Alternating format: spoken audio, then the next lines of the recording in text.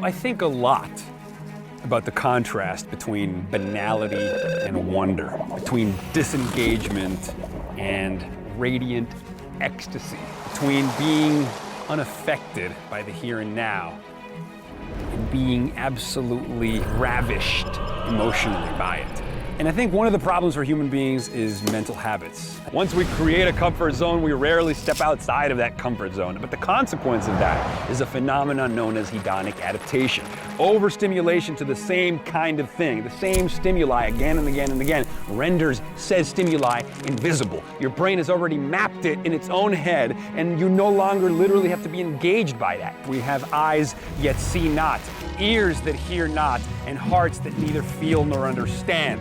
There's a great book called The Wondering Brain that says that one of the ways that we elicit wonder is by scrambling the self temporarily so that the world can seep in. You know, Henry Miller says even a blade of grass, when given proper attention, becomes an infinitely magnificent world in itself, you know. Darwin said attention, if sudden and close, graduates into surprise, and this into astonishment, and this into stupefied amazement.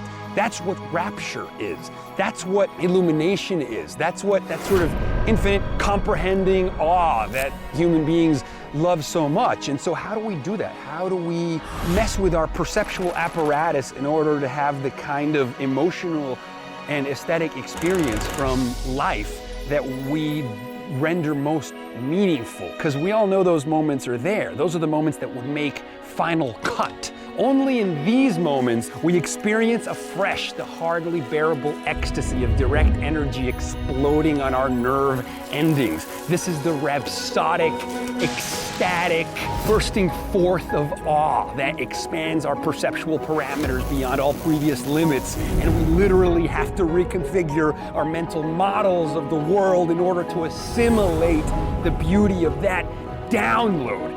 That is what it means to be inspired. The Greek root of the term means to breathe in, to take it in. We fit the universe through our brains and it comes out in the form of nothing less than poetry.